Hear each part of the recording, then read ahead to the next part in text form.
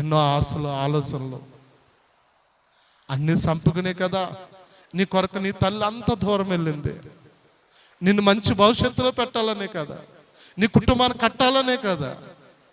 కానీ తల్లి ప్రేమ అర్థం కావట్లేదా? పంపిస్తుంది 1000 రూపాయలు, 2000, 5000 ఒక డ్రెస్కి, అంతే. ఆ రోజుకే సంతోషము. కానీ ఎంత కష్టపడుతుంది, ఎంత ప్రయాసపడుతుంది, మన కొరకు ఎంత అరిగిపోతుంది.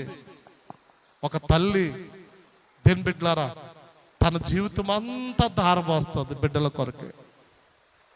ఒక దేని బిడ్డలారా భర్త అంటే తండ్రి తన కుటుంబం కొరకే తన జీవితం అంతా ధారపోతాడు.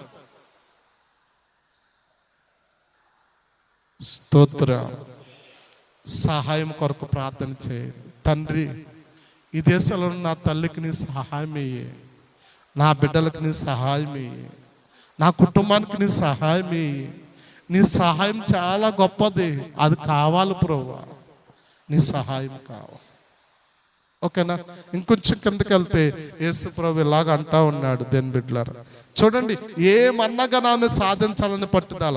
అందుకు ఆయన పిల్లల రొట్టె తీసుకుని కుక్క పిల్లకేట యుక్తం కాదని చెప్పగా ఏమన్నాడు? చెప్పండి ఏమన్నాడు? అదన్నీ వదిలేయండి.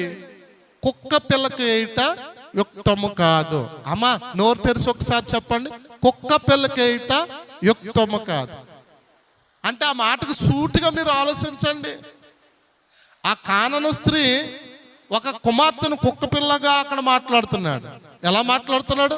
ఓ కుక్క పిల్లగా మాట్లాడుతున్నాడు. వెంటనే ఎంత కోపం రావాలా తల్లికి? నేనేమైనా కుక్కనా? నా పిల్ల కుక్క? నన్ను తప్పుగా అర్థం చేసుకుంటే ఓ మాట చెప్పి ఎదరికెళ్ళిపోవాలనుకుంటున్నాను. చింత చచ్చినా కానీ దాని పులప సావదంట. ఏం చస్తుంది? చింత చచ్చిపోద్ది, పులప సావదంట. మా నాన్నగారే దానికి దేవుని బిడ్డలారా అర్థం.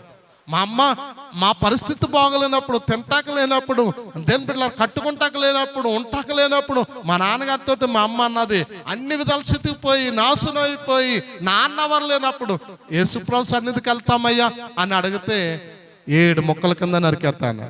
ఏం చచ్చింది? చింత చచ్చిపోయింది కానీ పులప సావలేదు.